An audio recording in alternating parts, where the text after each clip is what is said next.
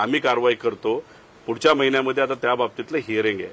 आता ह्या सगळ्या गोष्टी केल्यानंतर आणि सुप्रीम कोर्टात हा मुद्दा गेल्यानंतर वन विभागाने पोलीस डिपार्टमेंटला हे पत्र लिहिलं की आमच्या एन्क्वायरीमध्ये असं आम्हाला जाणवलं आहे की बिवलकरांनी चोरी केलेली आहे, आम्हाला फसवलेलं आहे, त्यांच्यावर तिथं तुम्ही फसवणुकीचा गुन्हा हा दाखल करा अशी विनंती ही वन विभाग हे आमचं सत्ता आहे का? नाही, सत्ता कोणाची आहे? त्यांचाच वन विभाग, त्याच वन विभागाला आता तिथं पत्र लिहिलेलं आहे। आणि हेच पत्र घेऊन आम्ही वाट बघत होतो की 6 दिवस झाले 7 दिवस झाले तरी एफआयआर का होत नाही हे विचारण्यासाठी आम्ही सीपी साहेबांच्या ऑफिसमध्ये गेलो होतो। आता सीपी साहेबांशी चर्चा केल्यानंतर कुठेतरी एक दबाव या पोलीस अधिकाऱ्यांवर आहे असं कुठेतरी आम्हाला जाणवलं। आता हे सगळे पुरावे आम्ही देतोय, पण 2015ला देवेंद्र फडणवीस साहेब या राज्याचे मुख्यमंत्री असताना, होम डिपार्टमेंटचे प्रमुख असताना त्यांनी सुद्धा बिवलकरांच्या विरोधातले पुरावे त्यावेळेस शासन म्हणून सुप्रीम कोर्टात दिले होते। आमचं हेच म्हणणं आहे की बिवलकरांनी चोरी केली, ती चोरी करत असताना त्यांनी विविध विभागाला फसवलं, त्यामुळे फसवणुकीचा गुन्हा त्याच्यावर व्हावा। आणि सिरसाट जे तिथं मंत्री होते, जे चेअरमन झाले होते या सिडकोचे 22 दिवसासाठी, त्या 22 दिवसामध्ये 24 तासामध्ये 42 टेबलवरनं फाईल मूव्ह होऊन ही 5000 कोटीची जमीन जी बिवलकराला दिली त्याच्यावर सुद्धा आमचा सगळ्यांचा आक्षेप आहे। आता मुद्दा आम्ही पहिला काय घेतोय की बिवलकरांवर तुम्ही कारवाई करा, सिरसाटांचा विषय आम्ही नंतर त्या ठिकाणी करू। पण दुर्दैव असं की आम्हाला सीपी साहेब सांगतात आम्हाला शहानिशा करावी लागेल, आम्हाला सुप्रीम कोर्टाचा अभ्यास करावा लागेल, आम्हाला शासन काय म्हणते हे बघावं लागेल, आम्हाला बिवलकरांशी चर्चा करावी लागेल, आम्हाला सिडको बरोबर बोलावं लागेल। म्हणजे ही उत्तरं ऐकल्यानंतर एकच कुठेतरी कळतंय की जर तुमच्याकडे पैसा असेल, जर तुम्ही बिवलकर सारखा माणूस असाल, जर मोठा आर्थिक व्यवहार झाला असेल तर पोलीस प्रशासन सुद्धा वरच्या दबावामुळे तुम्हाला सहकार्य करेल अशी भूमिका आज दुर्दैवाने सीपी साहेबांच्या इथं आल्यानंतर आम्हा सगळ्यांना तिथं जाणवली। आम्ही पोलीस प्रशासनावर विश्वास ठेवून आहोत, पण सातत्याने असे विषय जर तिथं उद्भवत असतील, हगवणे प्रकरण घ्या, संतोष देशमुख प्रकरण घ्या, महादेव मुंडे प्रकरण घ्या, आता तिथं तुम्ही फलटणचं मुंडे प्रकरण घ्या, ह्या सगळ्या गोष्टी बघितल्यानंतर कुठेतरी पोलिसांवर वरच्या लोकांचा दबाव आहे आणि दबावाच्या अंतर्गत, राजकीय दबावाच्या अंतर्गत हे लोक काम करतात। ही दुर्दैव आहे।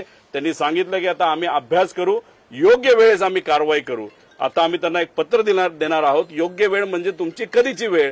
आता त्या बाबतीत ते काय उत्तर देतात हे सुद्धा तिथं बघावं लागेल, पण आमचा हा लढा असाच कायम त्या ठिकाणी सुरू राहील। पोलीस कारवाई करतील का? वरून जोपर्यंत संदेश येत नाही तोपर्यंत कारवाई होईल असं मला वाटत नाही। जे काय तुमच्या मीडियाच्या माध्यमातून आम्हाला कळालेलं आहे की मुंबई महानगरपालिका हे शिंदे साहेब आणि देवेंद्र फडणवीस साहेब एकत्रित लढणार आहेत। मग मुंबई महानगरपालिकेचं इलेक्शन होऊस तर या बिवलकरवर कारवाई होईल आणि सिरसाटवर कारवाई होईल असं मला वाटत नाही। सोयीचं राजकारण करतायत। म्हणजे दुसऱ्या बाजूला म्हणजे तुम्ही पुण्यात जर बघितला, जैन समाजाची जमीन हडपवण्याचे प्रकार काही नेत्यांकडनं तिथं होत आहेत। तसंच आज अमित शहा ज्या कार्यालयाचं भूमिपूजन करण्यासाठी आलेले आहेत त्या कार्यालयाची जमीन सुद्धा वादातली जमीन आहे। कदाचित अमित शहा साहेबांना त्या गोष्टीची माहित नसेल, पण राज्यातले काही नेते हे फसवाफसवीचं काम तिथं करतायत। जमिनीचा मोठा व्यवहार सुरू आहे, करप्शन सुरू आहे, गुंडांच्या पाठीमागे हे सरकार आहे आणि हे पैसे म्हणजे पैसे खाणारे जे गुंड आहेत, महारथी आहेत जसं बिवलकर, यांच्या पाठीमागे सुद्धा प्रशासन नाही तर शासन आहे असं आमचं ठाम मत आहे। अरे एसआईटी से क्या हुआ है अभी तक? कितनी एसआईटी चल रही है? अभी 400-500 एसआईटी चल रही है। एक भी एसआईटी का वहां पे उत्तर आपको मिला है क्या? वहां पे महाराष्ट्र भूषण पुरस्कार जब दिया गया था वहां पे 16-17 गरीब लोगों का मृत्यु हुआ था। एसआईटी फॉर्म की क्या किया? वो एसआईटी का कुछ भी नहीं हुआ। महादेव मुंडे के बारे में वो एसआईटी हुई, क्या हुआ उसके बारे में? वहां पे भी सबको आंदोलन करना पड़ा। संतोष देशमुख के बारे में क्या हुआ? वहां पे कुछ भी वहां पे हलचल नहीं हो रही। तो ये जो एसआईटी है ये सिर्फ टाइम पास करने का एक मेथड है। हम एसआईटी नहीं चाहते। वो शायद बिवलकर चाहता होगा क्योंकि वो बोलता होगा 20-40 साल ऐसे ही निकल जाएंगे, मैं तो निकल जाऊंगा, मैं सेफ हो जाऊंगा। हम पागल लोग नहीं है, हम एसआईटी नहीं, हमने प्रूफ दिए है। हम सुप्रीम कोर्ट गए हैं, सुप्रीम कोर्ट इस बारे में नेक्स्ट मंथ तो निकाल देगा ही। लेकिन ये जो सरकार बोल रहा है ना हम करप्शन करने वाले लोगों के पीछे नहीं है, करप्ट लोगों को हम वहां पे एक्शन लेते हैं। अभी देवेंद्र फडणवीस साहब इस बारे में क्यों निर्णय नहीं लेना चाहते वो यहाँ पे हमको पता नहीं चल रहा, लेकिन सब देखने के बाद शायद वहां पे मित्र पक्षों को खुश करने के लिए वो निर्णय नहीं ले रहे, ऐसे यहाँ पे लग रहा है। सर पुण्यातील जैन विभाग जैन बोर्डिंग संदर्भात देशामध्ये ती गोखलेंनी व्यवहार रद्द केलाय, तरी पण 1 तारखेला जैन समाजाच्या आंदोलनावरती ठाम आहे. अरे जमीन देऊन टाका ना त्या परत ट्रस्टला. जमीन ट्रस्टला गेल्यानंतरच आपण त्या बाबतीत बोलू शकतो. नाही तर हे काय करतात, टाइमपास करतात. तिथं कुठंतरी नाही रद्द झाला म्हणजे 1-2 महिना त्याच्यामध्ये घालवायचा आणि मग महिना 1-2 घालवल्यानंतर परत एकदा कन्स्ट्रक्शन आणि धंदा त्या ठिकाणी सुरू आहे.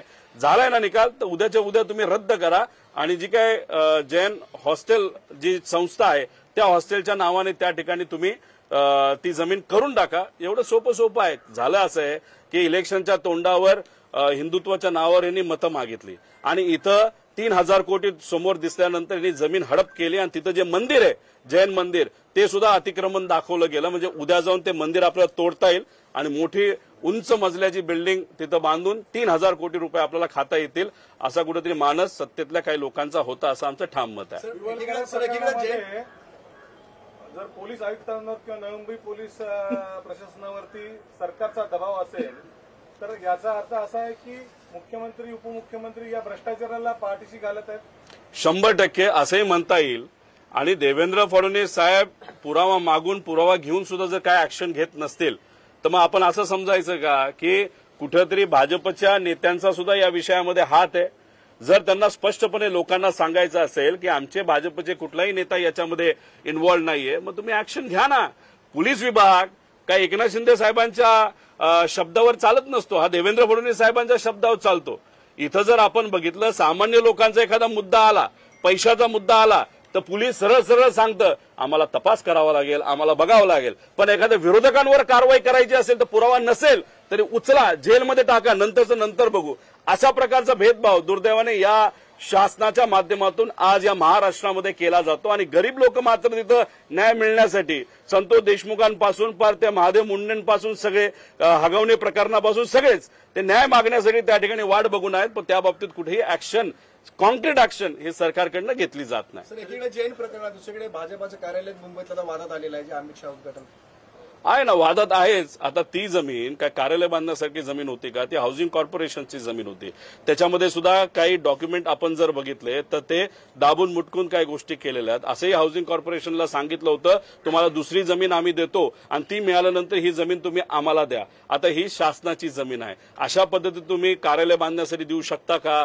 तिथं कुठलेही कागद नसताना तुम्ही भूमिपूजन करू शकता का? आम्ही फक्त स्पष्टीकरण सरकारमध्ये काय नेते त्यांना तिथं मागत आहोत आणि आमचं हेच म्हणणं आहे की मोघम कुठं काय बोलू नका, पुराव्यासकट तुम्ही बोला. आमच्याकडे काय पुरावे आहेत आम्ही पुराव्यासकट बोलू, आमचा काय आक्षेप नाही. फक्त एवढंच आहे की तुम्ही सत्तेचा वापर करून अशाच जमिनी जर गिळत राहिला, कुठंतरी तुमच्या कॉन्ट्रॅक्टर मित्राला देत राहिला, नाही तर तुमच्या पक्षाला देत राहिला, तर गरिबाली काय करायचं, दुसरं तोंडाकडे बघायचं का?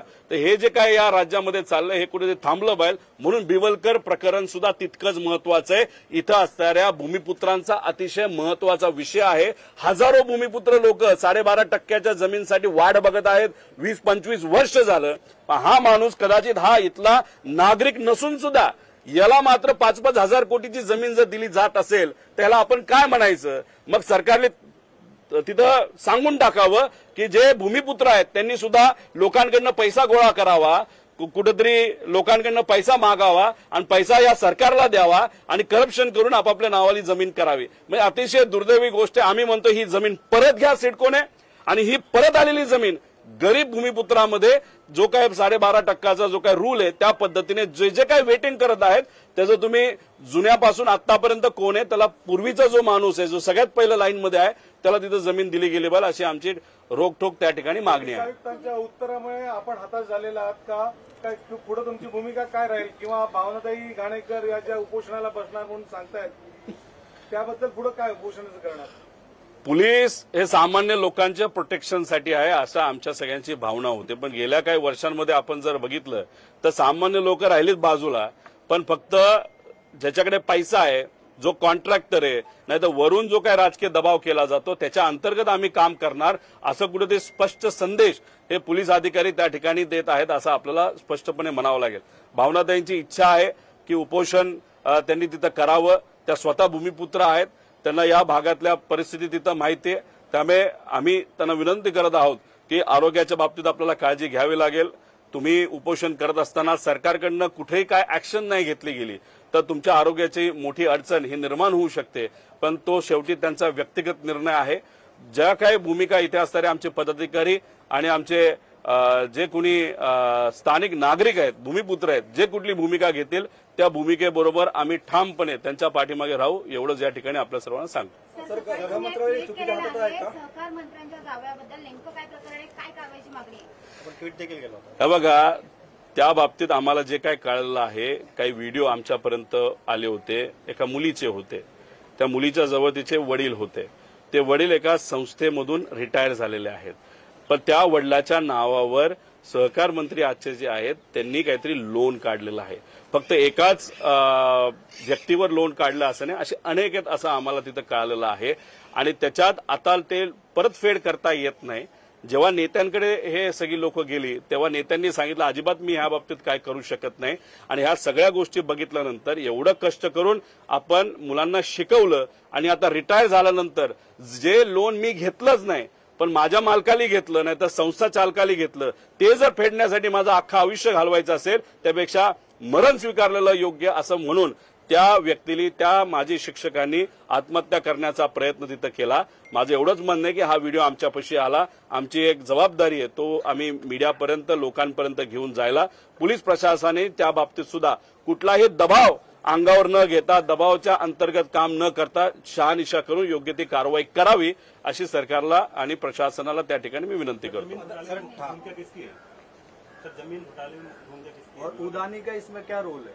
उदानी उदानी का इसमें क्या रोल है? ये देखो, उडानी कौन, मैं उनसे मिला नहीं. शायद मुझे जो पता चला है उन्होंने भी एक केस बिवलकर के खिलाफ वहां पे की है. उस केस में बहुत सारे पुरावे उन्होंने वहां पे दिए है. वो केस अलग है, या इस सिलसिले में होगी तो उनसे आप डायरेक्ट डिटेल में बात कर सकते हो. मैं व्यक्तिगत उनको मिला नहीं, मैं उनको पहचानता नहीं. ये जो केस है ये बिवलकर की केस है. यहाँ पे बिवलकर रिस्पॉन्सिबल है, यहाँ पे यूडी विभाग रिस्पॉन्सिबल है. और सबसे बड़ा रिस्पॉन्सिबल व्यक्ति कौन है तो संजय शिरसाट है, जो 22 दिन यहाँ पे चेयरमैन बनने के लिए आया था. एक ही दिन में उसने सिग्नेचर वहां पे की थी. और जो फाइल गरीब लोगों को 9-9 महीना नहीं तो 2-2 साल लगते हैं 42 टेबल्स पास करने के लिए, इस संजय सिरसाट ने वही फाइल 24 आवर्स में वहां पे पास करके वहां पे सिग्नेचर भी हो गए. और 5,000 करोड़ की गरीबों की जमीन ये बिवलकर के नाम पे वहां पे की गई थी. और वो जमीन, उसमें से थोड़ी जमीन कुछ बिल्डर को भी वहां पे कॉन्ट्रैक्ट हुई है ऐसे मुझे लगता है. इसलिए वहां पे जो गरीब लोग या मध्यम वर्गीय मिडिल क्लास लोग घर लेना चाहते हैं उन्हें 2 बार सोचना चाहिए. सुप्रीम कोर्ट यहाँ पे इन्वॉल्व है, अलग अलग विभाग यहाँ पे इन्वॉल्व है. अगर वहां पे आपने घर लिया तो आपका पैसा वहां पे वेस्ट हो जाएगा. इसीलिए बिवलकर जहाँ पे इन्वॉल्व है, जिस जमीन पे बिवलकर का नाम वहां पे फोर्सफुली लाया गया है, वहां पे कोई भी घर न ले ऐसी विनंती हम सब यहाँ पे करते हैं. ठाकरे कुटुंब आणि पवार कुटुंब यांनी एकत्र यावं असं प्रताप सरनाईक म्हणतात. मराठी माणसाने एकत्र यायला हवं. चांगलं आहे, पण ज्या माणसांनी या कुटुंबाला फोडलं त्यांच्यावर तुम्ही काय राहताय? म्हणजे एका बाजूला तुम्ही भाजप बरोबर आहात, ज्यांनी ठाकरेला फोडलं, ठाकरे परिवारांना फोडलं आणि पवार परिवारांना फोडलं, आणि तुम्ही मात्र या ठिकाणी बोलतात एकत्र आलं पाहिजे. मग फोडणाऱ्यावर पण तुम्ही एकदा बोला ना, पण तेवढं धाडस त्या ठिकाणी दाखवावं लागेल. पण चांगल्या प्रामाणिक भावनेतून बोलले असेल तर ठीक आहे. आम्ही मराठी माणूस म्हणून त्यांचं स्टेटमेंटचं त्या ठिकाणी फक्त ऐकण्यापुरतं ते स्वीकारतो. पण शेवटी ज्या माणसाली, ज्या व्यक्तीली, ज्या पार्टीली या 2 मोठ्या परिवाराला फोडलं त्यांच्याबद्दल मात्र तुम्ही काय बोलताय हे सगळं लोक बघून आहेत. पंकजा मुंडे असं देखील म्हणतात की दुसऱ्याने जर गेम केला तर यावेळी कोणाला मी सोडणार नाही निवडणुकीसंदर्भात. कदाचित पार्टीतल्या अंतर्गत तो विषय त्यांचा असावा आणि त्या प्रत्यक्षपणे कदाचित महाराष्ट्राच्या सीएम बद्दल बोलत असावे असं आपल्याला वाटतं. महाराष्ट्रातील जे गृहमंत्री आहे ते चुकीच्या हातात आहे का? पलटण प्रकरण, बीड प्रकरण बघता हो, अशा किती केसेस तुम्हाला पाहिजे? मग अशा सातत्याने ह्या सगळ्या जर केसेस तिथं होत असतील, पुण्यामध्ये आपण जर गेला तर पुणे हे शिक्षणाचं माहेरघर समजलं जायचं. आज गुंडागर्दीचं माहेरघर तिथं झालेलं आहे. दिवसाढवळ्या लोक गोळ्या घालतायत. त्याच्याच बरोबर पासपोर्टचा विषय आपल्या सगळ्यांना माहिती आहे. नेत्यांचं पाठबळ त्यांना त्या ठिकाणी होतं. म्हणजे हे कुठंतरी हे राज्य आता 14ला सुद्धा आणि 19ला सुद्धा आपण जर बघितलं असेल आणि 24ला सुद्धा, तर त्याच्यामध्ये जेव्हा इलेक्शन लढलं गेलं तेव्हा भाजप आणि मित्रपक्षाबरोबर मोठ्या प्रमाणात गुंड हे आपल्याला दिसत होते. ते पुरावे आम्ही सोशल मीडियावर त्यावेळेस तिथे दाखवले होते. जेव्हा हे सरकार 2024ला सत्तेत आलं तेव्हा गुंडांना असं वाटायला लागलं की चला आता आपलं सरकार आलं. गरीबाला वाटत नाही ती वेगळी गोष्ट, पण गुंडांना असं वाटायला लागलं आणि ह्या कॉन्ट्रॅक्टर आणि पैसे चोर लोकांना की चला आता आपलं सरकार आलंय. आणि मग अशा लोकांना पाठबळ, जसं बिवलकरला आता पाठबळ हे शासन नाही तर प्रशासन त्या ठिकाणी देत आहे, अशा चोरट्या लोकांना जर ते पाठबळ देत असेल तर असंच आपल्याला म्हणावं लागेल की दुर्दैव असं आपल्याला म्हणावं लागेल की या राज्यामध्ये अशा प्रकारचं हे सरकार आहे आणि होम मंत्रालय सुद्धा अशा गुंड लोकांना पाठबळ देत आहे. देवलकर असं देखील म्हणतात की गृहमंत्री म्हणून नकारक्षम ठरले असं वाटतं का?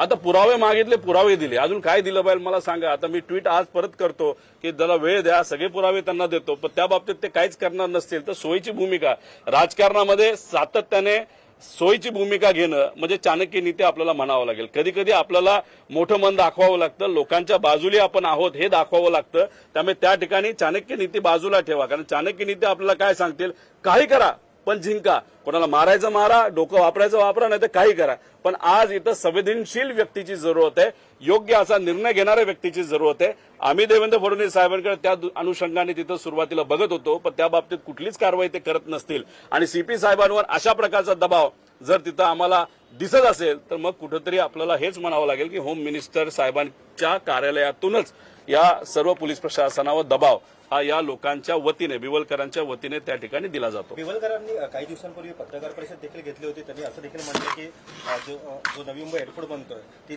ती देखील जमीन माझी होती. मग आता त्या विमानतळावरती वनविभाग झाडं लावणार की काय?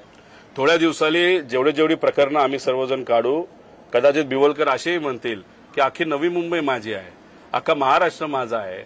जो व्यक्ती गव्हर्नमेंटच्या म्हणजे शासकीय जमीन या माझ्या आहेत असं बोलून चोरी करून पैसे जर तिथं गोळा करत असेल तर त्याच्यावर किती आपण विश्वास ठेवायचा.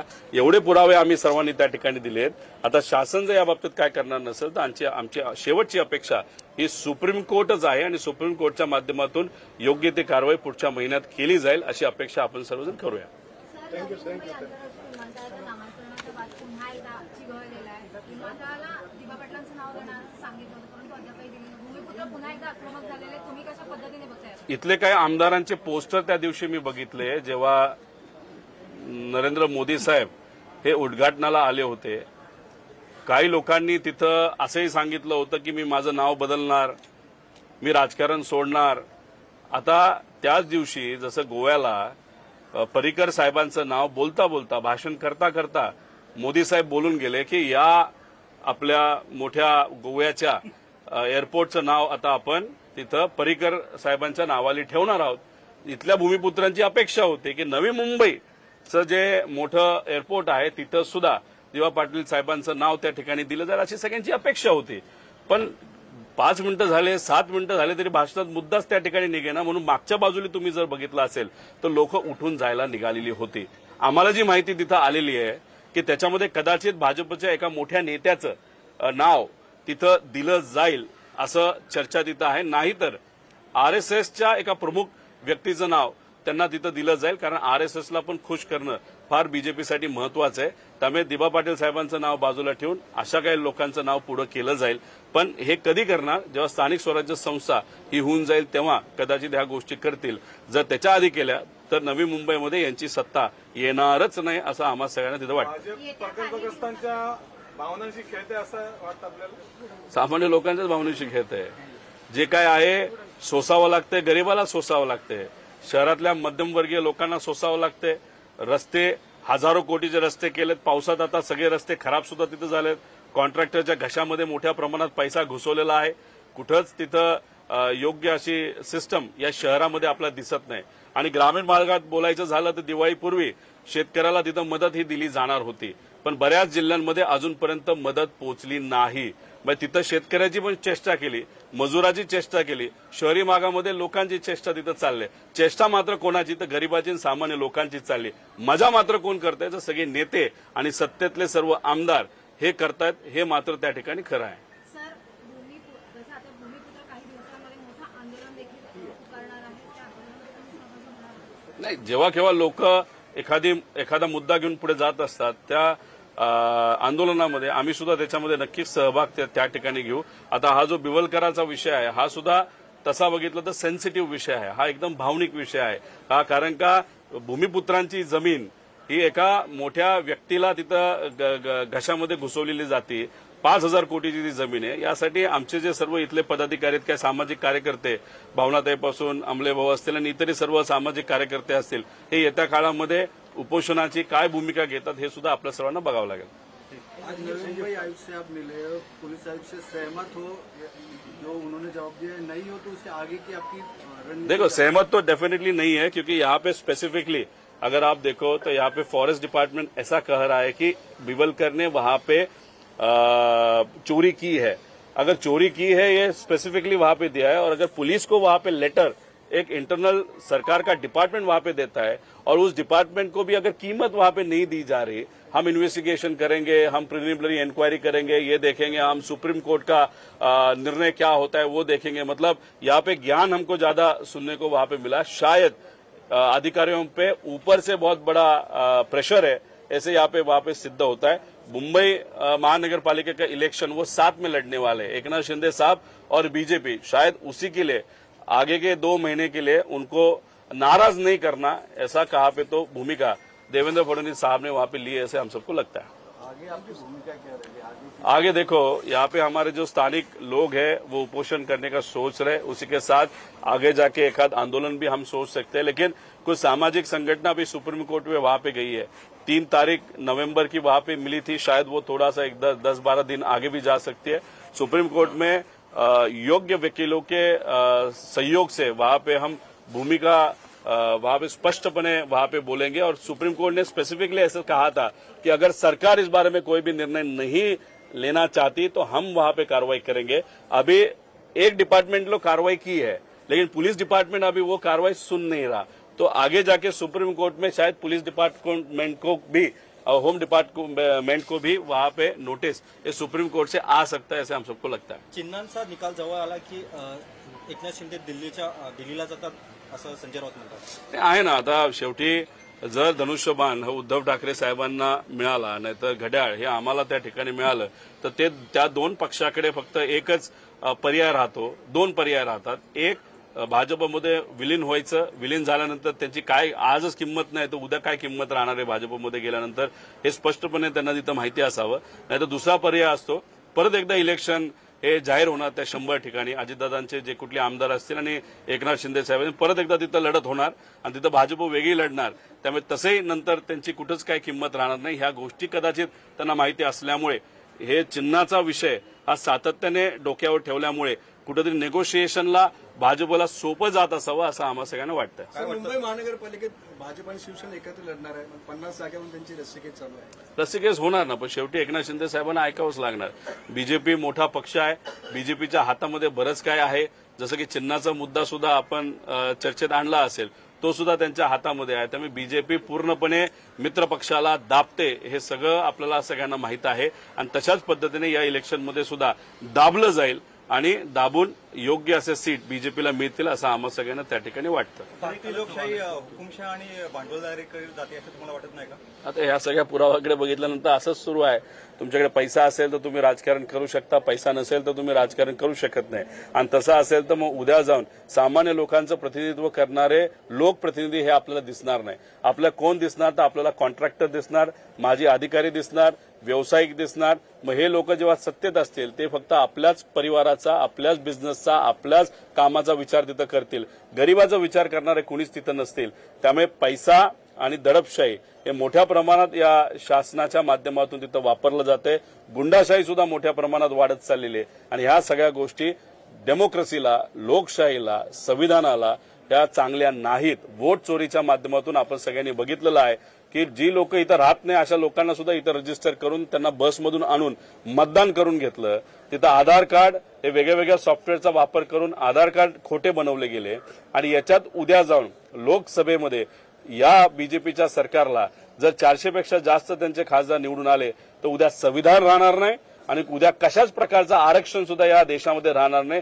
ही मात्र गोष्ट आता लोकांना कळायला लागलेली आहे. सर, एक अलग सवाल है, पाकिस्तानी सरकार ने सलमान खान को आतंकी घोषित कर दिया, आप इसके क्या पाकिस्तान कुछ भी कहेगा हम सुनेंगे क्या? पाकिस्तान को कुछ भी कहने बोलो, लेकिन हमको सिर्फ यही है कि ये जो केंद्र सरकार है उनके माध्यम से जो डिप्लोमेसी होनी चाहिए दूसरे देशों के साथ, जैसे अमेरिका के साथ हो या रशिया के साथ हो या यूरोपियन कंट्रीज के साथ, उस डिप्लोमेसी में हम कहाँ पे तो कम पड़ रहे हैं। अभी देखो, पाकिस्तान को सबसे ज्यादा बम किसने दिए? चाइना ने दिए। पाकिस्तान को सबसे ज्यादा फाइटर जेट्स किसने दिए? चाइना ने दिए। और ड्रोन सबसे ज्यादा, जो ड्रोन के माध्यम से हमारे पे अटैक हुआ था, वो किधर से आए थे? चाइना से आए थे। अभी पाकिस्तान को वहां पे अकेला करने के लिए हम किसके पास गए? दोस्ती का हाथ लेके चाइना के पास। 9 महीने पहले इसी चाइना को हमने दिवाली के वक्त वहां पे ये किया था, मतलब बाइकआउट किया था, टिकटॉक को बाइकआउट किया था। मतलब ये केंद्र सरकार जो राजनीति है या डिप्लोमेसी है वो कहाँ पे तो गलत हो रही है, ऐसे हम सबको लगता है। इसलिए पाकिस्तान को इंपॉर्टेंस देने की बात नहीं, लेकिन इंडिया की सिक्योरिटी ध्यान में रखते हुए आसपास के जो देश है, पाकिस्तान, चाइना छोड़ के बाकी देशों को अपनी तरफ से करना भी बहुत इंपॉर्टेंट है। तेजस्वी यादव ने कहा है कि अगर मैं सत्ता में आ जाऊंगा तो कानून को कूड़ेदान में फेंकूंगा। हाँ, चलो, वो बिहार के इलेक्शन है, बिहार का चर्चे का मुद्दा कुछ अलग रहेगा। अभी बिहार में अगर हम वहां पे जाएंगे तो पता चलेगा। अभी बिहार के स्टेटमेंट के लिए अभी महाराष्ट्र में चर्चा करने की क्या जरूरत है? हमारा सिर्फ आक्षेप ऐसे था कि जब सुशांत सिंह यादव की वहां पे सुसाइड हुई थी, तो सुशांत सिंह राजपूत का जो विषय यहाँ पे महाराष्ट्र में लिया गया था बिहार के राजनीति के लिए, वो किसने किया? तो बीजेपी ने किया। इसलिए हम सबका कहना है कि महाराष्ट्र की बदनामी आप बिहार की इलेक्शन या कोई राज्य के इलेक्शन के लिए अगर करते हो, वहां पे हम आक्षेप लेते हैं। अभी बिहार की राजनीति क्या चल रही है, वहां पे उनके जो बड़ा नेता है वहां पे उत्तर देंगे। हम क्यों वहां पे उत्तर देंगे? Thank you. तुम्हें क्या करना रे? बोलना रहेगा।